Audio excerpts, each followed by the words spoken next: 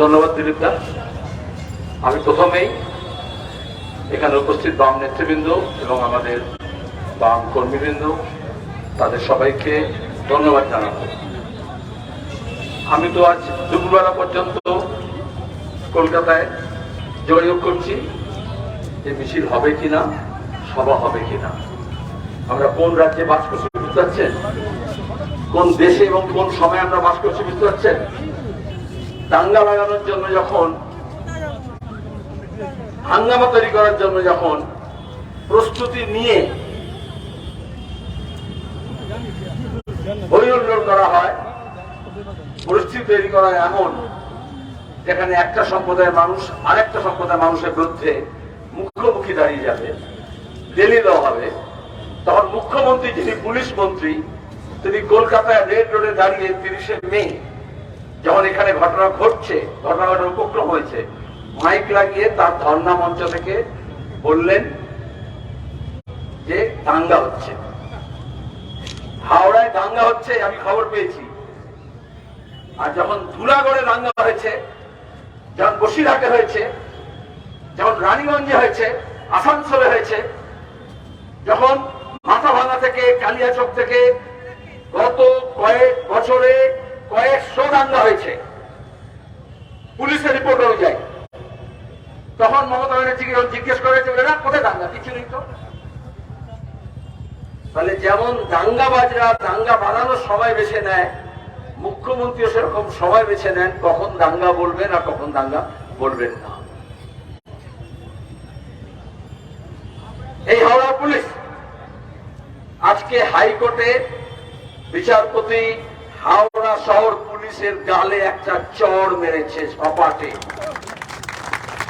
যদি লজ্জা শরম থাকে তাহলে এরপরে লাই ঝান্ডার মিছিলকে আটকানোর আগে নিজের গালে হাত বুলিয়ে দেখে নেবেন তখনও গাড়িটা লাল আছে কিনা, 5 আঙ্গুলের দাগ আছে কিনা। আমি ধন্যবাদ জানাবো আমাদের যে সমস্ত আইনজীবীরা হাইকোর্টে নিয়ে গিয়েছেন। একটা সম্প্রীতির মিছিলের জন্য হাইকোর্টে যেতে হবে। আর গতকাল দেখেছেন একটা ভেপো যাত্রা হচ্ছে না, ভেপো না ভাইপো কি বলে না, সব পুলিশ সাধারণ প্রশাসন ভেপু আছে। আমি নিজে কালকে হুগলিতেও রিসরায় এরকম, হাওড়ায় যেরকম হয়েছে 30 তারিখে, তার 2 দিন আগে হুগলিতে রিসরায় হয়েছিল একই রকম জুট মিলে রাখায়, সেখানে মিছিল করতে গেলাম। আচ্ছা, একই রাজ্য, হুগলির পুলিশ বলছে আপত্তি করলো না, অনুমতি দিল রিসরাতে,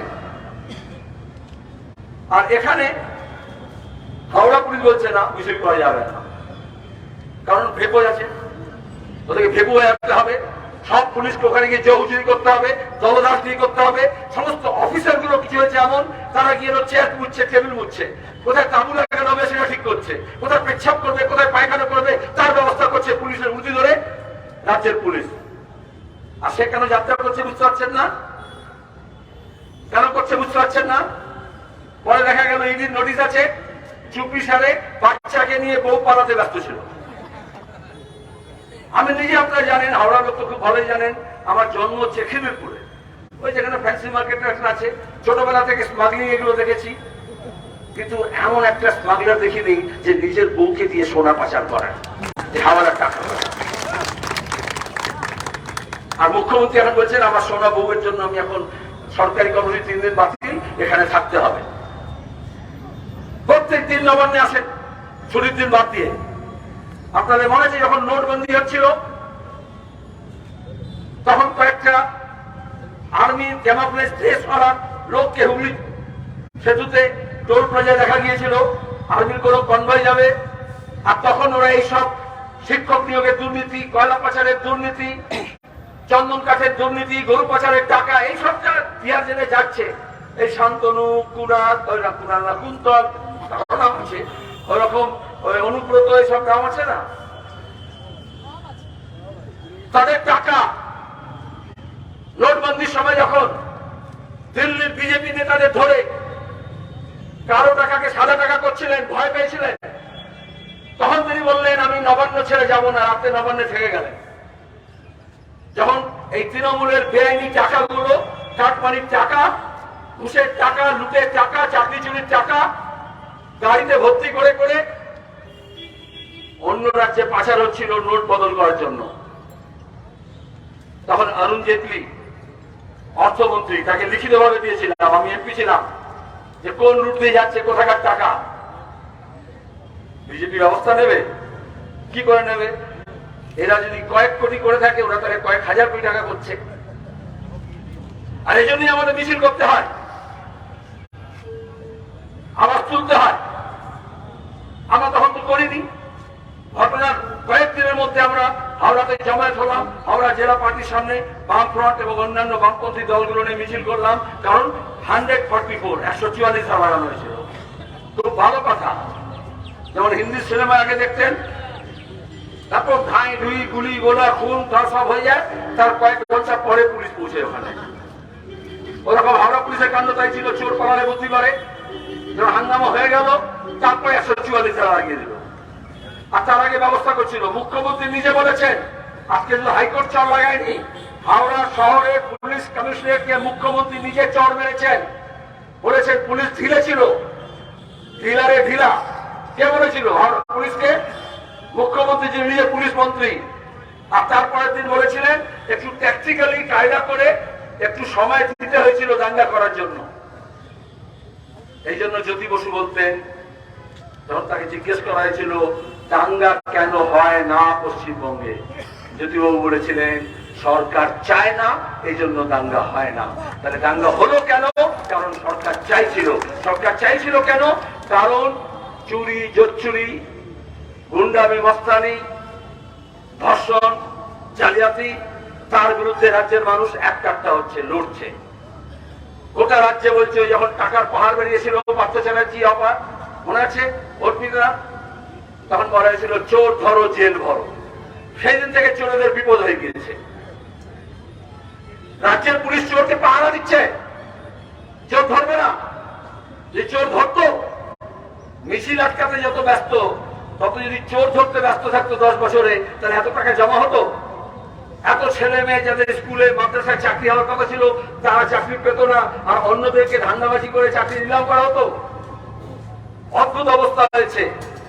যদি তৃণমূলের ঝান্ডা নিয়ে চুরি করো, ধর্ষণ করো, খুন করো, হাঙ্গামা করো, তাহলে রাজ্যের পুলিশ তাকে পাহারা দেবে। আর সেই যদি ব্যারাককে বিজেপিতে চলে যায়, তাহলে অমিত শাহের police, Haryana police, Delhi police, CRPF, CISF, RPF তাকে পাহারা দেবে। তাহলে কাদের রাজত্ব চলছে? চোর রাজত্ব চলছে।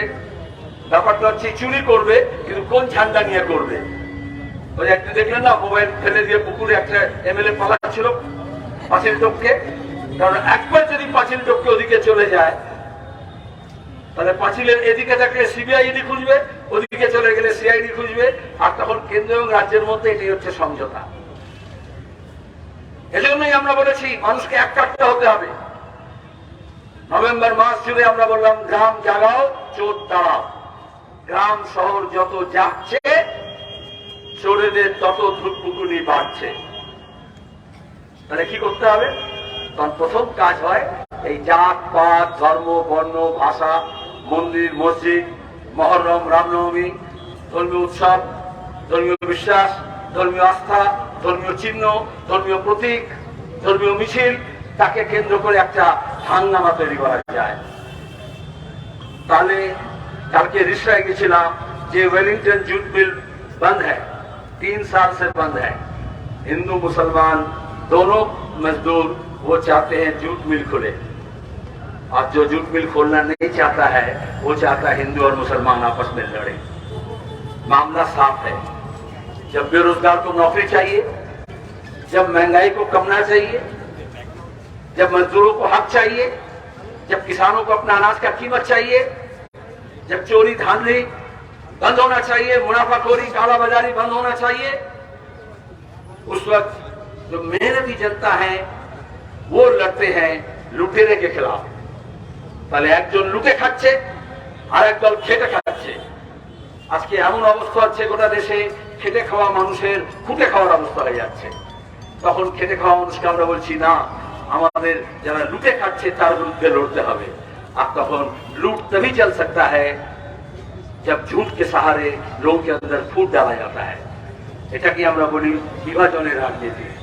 তখন আলাদা করে ভাগ করা হচ্ছে। আপনার একটা উদাহরণ দিই, শিক্ষক নিয়োগে দুর্নীতি হয়েছে, স্কুলে হয়েছে, মাদ্রাসায় হয়েছে। স্কুল সার্ভিস কমিশনের চোর জোচ্চোরকে মমতা বসিয়েছেন, আর মাদ্রাসা সার্ভিস কমিশনের চোর জোচ্চোরদের বসিয়েছেন। স্কুল কমিটিতে নির্বাচন করছেন না, মাদ্রাসা কমিটিতে নির্বাচন করছেন না, নিজের পছন্দ মতো লোকজনকে বসিয়েছেন, মানিক ভট্টাচার্যের মতো লোকজনকে বসিয়েছেন, তারা লুটপাট করছে, এখন জেলে যাচ্ছে। তাহলে আমরা বললাম শিক্ষক নিয়োগ সুষ্ঠুভাবে হোক, सब शून्यपद पूर्ण हो। तब आपको बोलना पड़ेगा सर, बीच में बीजेपी आकर बोला नहीं, वो मदरसा है, ये स्कूल है, वो मुसलमान है, हिंदू है, ওটা Madrasa service commission, school service commission. তাহলে সবাই মিলে চুরির বিরুদ্ধে, চাকরির নিলামের বিরুদ্ধে, ভ্রষ্টাচারের বিরুদ্ধে লড়ার থেকে ভালো হচ্ছে হিন্দু মুসলমানের বিরুদ্ধে লড়ো আর মুসলমান হিন্দুর বিরুদ্ধে লড়ো। धर्म अपना अपना, मजहब नहीं सिखाता आपस में बैर रखना। कि धर्म के যখন টেনে রাস্তায় নামানো হয়, বুঝতে হবে कुछ साजिश है। দুর্গা পুজো তো প্যান্ডেলে হয়, কিন্তু মুখ্যমন্ত্রীকে কেন দুর্গা কার্নিভাল রেড রোডে করতে হয়? কেন ঈদের নামাজে গিয়ে হেজাব পরে আর খুতবা দিতে হয়? ইমাম সাহেবের বদলে মুখ্যমন্ত্রীকে নিজে কেন ভাইপোকে নিয়ে যেতে হয়? ধর্মীয় গুরুকে কেন ব্যবহার করা হয়? ইমাম বরকতি হোক, সিদ্দিকুল্লাহ হোক, আর রামদেব বাবাই হোক, আর সাধু সন্ত নিয়ে এই যে মোদী পার্লামেন্টে যে তামাশা করলেন, এ তো নিজের বেলায় আনো খাই, পরের বেলায় আমরা তো বললে তো হবে না। আমরা এই জন্য প্রথম থেকে বলেছি ধর্মের সঙ্গে রাজনীতিকে যুক্ত করবেন না। ধর্ম আলাদা, নিজের নিজের বিশ্বাস, নিজের নিজের ধর্মগ্রন্থ, নিজের নিজের তিথি অনুযায়ী উপবাস করুন, রোজা রাখুন, ইবাদত করুন, পুজো করুন। করে আমরা জন্মানোর আগে, বিজেপি জন্মানোর আগে, তৃণমূল জন্মানোর আগে এসব তো ছিল, এসব থাকবে। কিন্তু এই যে পরস্পর পরস্পরকে, তাহলে সবাই মিলে একসঙ্গে যখন বলি गैस का कीमत क्यों 430 रुपया सिलेंडर से 1200 हो गया, तो सभी के একসঙ্গে বলতে হবে पेट्रोल डीजल का कीमत क्यों 100 से ऊपर हो रहा है, जब पूरे विश्व में पेट्रोल डीजल का कीमत घट रहा है, 1/3 घट गया। और भारत को रशिया के बदौलत, ईरान के बदौलत अभी दुनिया में सबसे सस्ता में तेल मिल रहा है। और मोदी का दोस्त अंबानी वो तेल पूरे विश्व में बेच रहा है और हमको ज्यादा कीमत में खरीदना पड़ रहा है। हम जब ये सवाल पूछेंगे तो बोले अभी ये सब मत बोलो भैया, रॉन्ग नंबर हो गया है। अरे अपने अपने धर्म का मत मचाओ सोच, रास्ते सब जाते हैं एक ही घर की ओर। आप देखे जब ट्रेन के एक्सीडेंट हुआ कोरोमंडल में, जब लाशों का ढेर, मोदी जी के लिए, अभिषेक के लिए executive jet plane, air condition ताबू, और लाश को किस तरह से फेंका जा रहा है देखे हैं? एक चादर नहीं जुट रहा है, रेल के पास चादर कम होता है, एक ही चादर में महल की तरह फेंक रहा है लाश को, फिर दूसरा लाश को उठा रहा है। बोले सवाल मत पूछो, सवाल पूछने से बात निकलेगी तो बहुत दूर तलक जाएगी। तो जो भ्रष्टाचार यहाँ देख रहे हैं वो रेल में भी वही भ्रष्टाचार हो रहा है, तो वहां भी कटमनी हो रहा है, वहां भी सिग्नलिंग का गड़बड़ हो रहा है, वहां भी यहाँ जैसे सिंडिकेट राज में बाली का, सीमेंट का, कंक्रीट का, रॉड के बजाय बखारी डाला जा रहा है, रास्ते में गिट्टी डाला जा रहा है, गिट्टी के बदले में ईटा डाला जा रहा है। उसी तरह से रेल का पटरी अगर भेजाल माल में खरीदा जाएगा तो इतना गर्मी में इंसान पिघल जा रहा है, तो रेल का लाइन भी तो टेढ़ा हो जाएगा। स्टील का क्वालिटी पहले सरकारी रेल स्टील का सरकारी कारखाना से निकलता था, अभी तो वो प्राइवेट कंपनी से मोदी जी का भाई भतीजा के पास से खरीदना पड़ेगा। और ये सवाल पूछने से बोले नहीं, सवाल मत पूछो, तुम देशद्रोही हो। अगर हम बांग्ला में बोल रहे हैं बोले बांग्लादेशी, उर्दू में बोल रहे हैं तो बोले पाकिस्तानी, ये तो हो रहा ना। बालाकोट हम देखे नहीं, पुलवामा हम देखे नहीं, 50 हमारे देश के आधा सेना, आज उसकी हत्या हुई और उसको दिखा करके वोट हुआ, भारत पाकिस्तान का युद्ध का लम्हा बनाया गया और वोट हो गया, खेल खत्म। वोट पर कैसा युद्ध का मामला चल रहा था, ये सवाल पूछेंगे नहीं। अब तो उनको जो वो जो गवर्नर बनाए थे सत्यपाल मलिक, वो पूछ पूछ रहे हैं, वो कह रहे हैं कि मोदी किस तरह से किए। तो यहाँ ममता किस तरह से काम करती है उसका अंदाजा हो जाएगा। दोनों का सिलेबस एक है, दोनों एक ही स्कूल में पढ़े हैं। किस तरह से जनता को भाग करो और लूटो, इसलिए लुटेरे के विरोध में एक साथ लड़ना पड़ता है। इसलिए हम आवाज देते हैं एक हो। जब हम बोलते हैं एक हो तो पुलिस बोलता नहीं नहीं 144 लग जाएगा। अच्छा, लोग बोलते लट्ठी करो, मारामारी करो, तो पुलिस पहरा देकर के ले जा रहा है। चलो, समझ में कुछ आ रहा है? अभी बोला 144 खत्म हो गया, हाईकोर्ट बोला ये ऑर्डर हमारे पास है कि तुम्हारा तो 144 नहीं है, तब क्यों तुम मना कर रहे हो? तो 144 के मैं बोलता 444 कोर्ट चल रहा है, 444 बोला नहीं है, क्योंकि अभी ये जो पेपर যাত্রা হচ্ছে ওটা 444। সব পুলিশ রাতে ঘুম হচ্ছে না, সব অফিসার আইপিএস এর ঘুম হচ্ছে না, সব ওটার সঙ্গে লেগে আছে। আরে একজন চুরি করেছে, টাকা পাচার করেছে, লুট করেছে, সে নিজে বাঁচার জন্য তামাশা করছে। সিবিআই, ইডি, অমিত শাহ মোদির কাছে, आरएसएस এর মোহন ভাগবতের কাছে নিজের দাম বাড়াচ্ছে। हम कितना बड़ा नेता है देखो, हमको देखने के लिए पागल हो रहे हैं लोग। हजारों पुलिस हमारे साथ चल रहा है। ऐसा होता है मोहल्ले में, जो बड़ा बड़ा गुंडा होता है ना, वो भी ऐसे करता है। कुछ इतना ऐसे लोगों को लेके ताम झाम लेके घुसता है, पुलिस वाला जिसको पकड़ना चाहिए जो पुलिस को, वो सलाम मारता है। होता है ना ऐसा। और खास करके याद रखिएगा, धर्म के नाम में जब धार्मिक विरोध निकलता है तो जो गंजेड़ी है वो भी खलीफा बन जाता है। बुरा मत मानिए। और रामनवमी के नाम पर भी जिन लोगों को इकट्ठा किया गया था, वो रोजाने का धर्म करते हैं, गंगा स्नान में जाते हैं, पूजा करते हैं। अरे हम तो अयोध्या कांड देखे। इसलिए हम ये कोर्ट में जाकर के लड़े कि हमें अपनी बात बोलना पड़ेगा और ये देना पड़ेगा। ये जमहूरी हक है, ये देश का संविधान है और ये संविधान की रक्षा करना पड़ेगा। अगर रेल पटरी से उतर जाता है तो 300 लोग मारे जाते हैं, और अगर देश संविधान के पटरी से उतर गया तो पूरा देश बर्बाद हो जाएगा। इसलिए जो संविधान का और दस्तूर हिंद का जो पटरी है, সংবিধানের যে ব্যবস্থা তার উপর যাতে থাকে, আজকে তার উপরে আক্রমণ হচ্ছে। এজন্য আমরা এত চিৎকার করছি। আমাদের রুটি রুজির প্রশ্ন, আমাদের জীবন জীবিকার প্রশ্ন, আমাদের ছেলে মেয়েদের পুষ্টির প্রশ্ন, আমাদের মা বোনেদের রক্তাল্পতার প্রশ্ন, हमारा राशन के बाद, हमारे स्कूल कॉलेज का, हमारा अस्पताल का, हमारा दवाई का, वो मुद्दा असली है। उस मुद्दे से नगर प्रशासन को हटाया जाता है, तब ये धर्म और आस्था के मामले को सामने ले आया जाता है। उससे क्या होता है? मणिपुर में देख रहे ना, मणिपुर में आज चल रहा है। आज अगर बंगाल के लोग मणिपुर से सबक नहीं ले तो ये बीजेपी टीएमसी का वही सियासत है। मणिपुर में यही काम हुआ।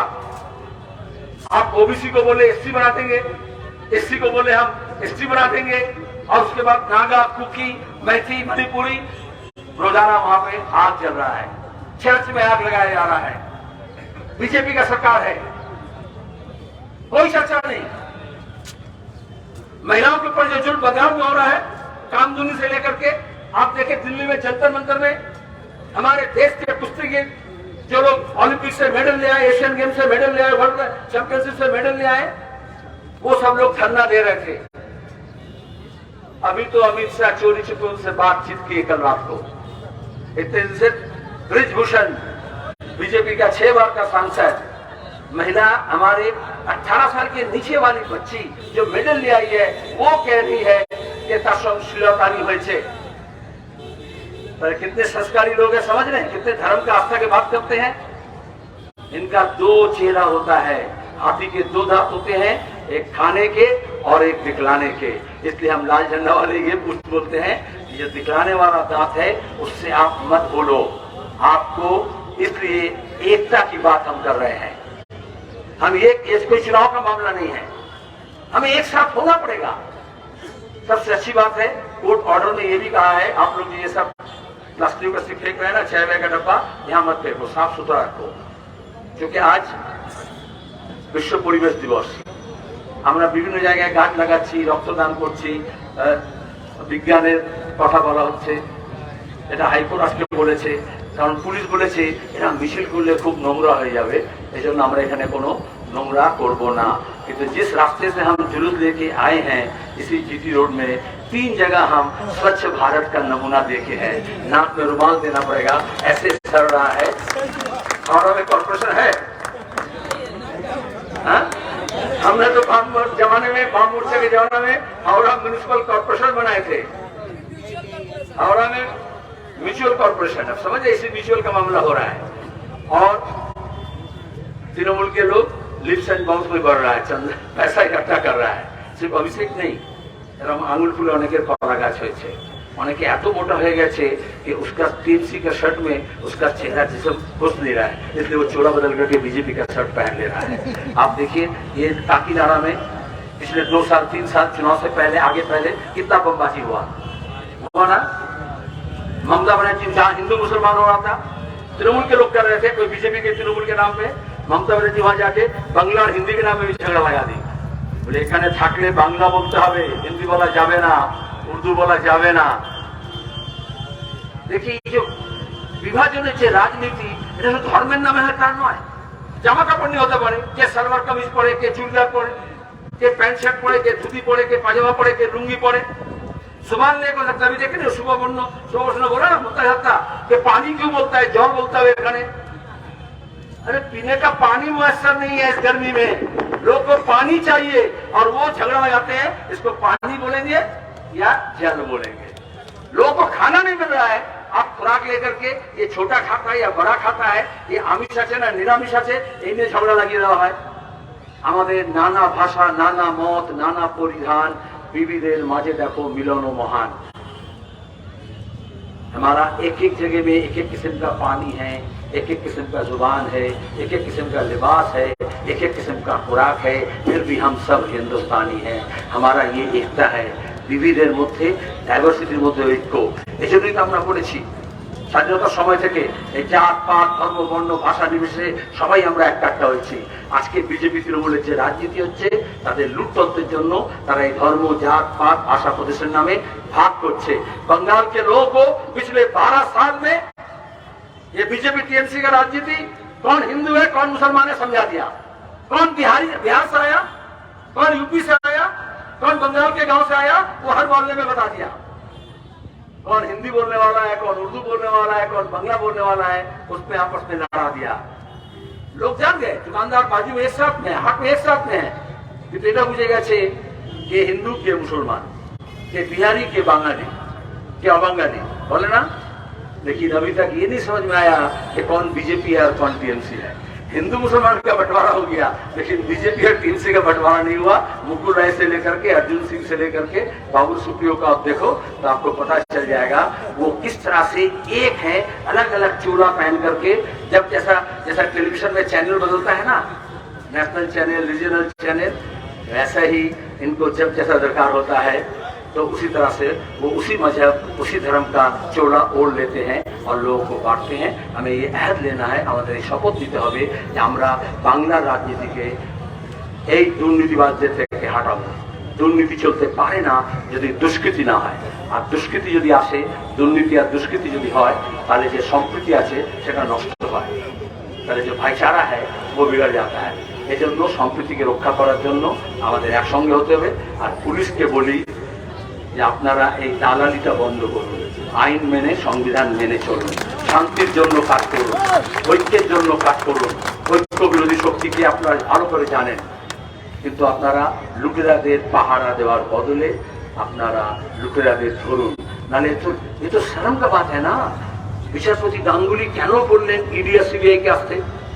যেহেতু হাওড়া কমিশনারকে, কলকাতা কমিশনারকে, ডিজি পুলিশকে ডেকে বলতেন, যেমন মমতা বন্দ্যোপাধ্যায় ডেকে বলে না, যত অস্ত্র আছে উদ্ধার করে নাও, যত বোমা আছে উদ্ধার করে নাও। কিছু হয় না, বোমা ফাটছে রোজ রোজ, তামাশা হচ্ছে না প্রতিদিন, বলছি তো। আর যেই মারা যাবে তুমি কোনো তৃণমূলের অফিসে, কোনো তৃণমূলের বাড়িতে বোমা একটা করছে, পুলিশ জানে না। এটা জানে বলে বিচারপতি কি বললো, যখন টাকা বার করতে হলে তখন পুলিশকে বললো खामखा पुलिस को तनख्वाह देते हैं, निकम्मा है। बोला ईडी सीबीआई को बुलाओ। আমরা কেউ চাইনি, भारत सरकार चाहेनी। हाईकोर्ट बोल ईडी सीबीआई के क्या नो, यहाँ टीचर के होंगे तो बुरा मत मानिए। अगर स्कूल का टीचर ठीक से पढ़ाएगा तो प्राइवेट ट्यूशन को ढूंढ के लाना पड़ेगा मास्टर को। तो अगर बंगाल का पुलिस चोर को पकड़ता तो दिल्ली से पैसा देकर के ईडी सीबीआई को बुलाना पड़ता, एक्स्ट्रा खर्चा करना पड़ता। तो ये सब खर्चा बेकार हो रहा है। ये चोर लोग को नहीं पकड़ रहे हैं, इसलिए हम लोग बोला है चोर धरो जेल भरो। इसमें जो आम साधारण जो पुलिसकर्मी है वो खुश है, लेकिन उसके ऊपर में कुछ चोर के दलाल लोग जो बैठे हुए हैं वो बहुत बुरा मान रहे हैं, इसलिए बोलते हैं सब বলা যাবে না। তাই তো নতুন নিয়ম করছে। আমি অনেক কথা বললাম, কিন্তু আমরা আসল উদ্দেশ্য এটা হচ্ছে ঐক্যের জন্য, শান্তির জন্য, সম্প্রীতির জন্য। হাওড়া জেলার এই শহরের ये हमारा तहजीब है, मुस्तहरका तहजीब, मिश्र संस्कृति। এখানে ইংরেজ আসার আগে থেকে যে শহর গড়ে ওঠে, তারপরে রেল গড়ে ওঠে, তারপর কলকারখানা জুট মিল গড়ে ওঠে, বিভিন্ন জেলা থেকে যেমন মানুষ এসছেন, বিভিন্ন রাজ্য থেকে মানুষ এসছেন। यहाँ कोई होटल में या कोई घर में जब खाना होता है, आप ये नहीं बोल सकते ये बिहारी का खाना है या बंगाली का खाना है या उड़िया का खाना है या साउथ इंडियन का खाना है, वो सब एक जैसा मिल जाता है। सब धारा एसे मिलेছে। আজকে রাজনীতি হচ্ছে নিজেদের স্বার্থে, ওরা এই ধারাকে ভাগ করতে চাইছে। যেমন সমুদ্রে বিভিন্ন নদীর ধারা এসে মেশে, তারপরে সেটা চেনা যায় কোনটা গঙ্গার জল, কোনটা যমুনার জল, কোনটা নর্মদা, কোনটা গোদাবরী, কোনটা ব্রহ্মপুত্র, কোনটা মেঘনা, কোনটা পদ্মা, এটা বোঝা যায় না। আজকে যারা সাম্প্রদায়িকতা করছে তারা এই মানুষের যে মহাসাগর আছে তাতে লাঠি মেলে, তলোয়ার, ত্রিশূল, বল্লম দিয়ে বলছে হিন্দু ধারা আলাদা হবে, মুসলমান ধারা আলাদা হবে, বিহারি ধারা আলাদা হবে, বাঙালি धारा आलादा হবে। अरे तुम मरते मर जाओगे, लेकिन समुंदर के धारा में तुम अगर लाठी चलाओगे वो धारा कभी फिर से गंगा जमुना अलग अलग धारा नहीं बनेगा, जो धारा एक साथ आके मिल गया है। हमें इसी मुस्तहरका तहजीब को, এই মিশ্র সংস্কৃতিকে, এই কম্পোজিট কালচারকে আমাদের বাঁচিয়ে রাখতে হবে, সেই শপথ আমরা নিচ্ছি। অনেকগুলো কথা বললাম, ধন্যবাদ, নমস্কার, আদাব, সালাম, ইনকাম, জিন্দাবাদ।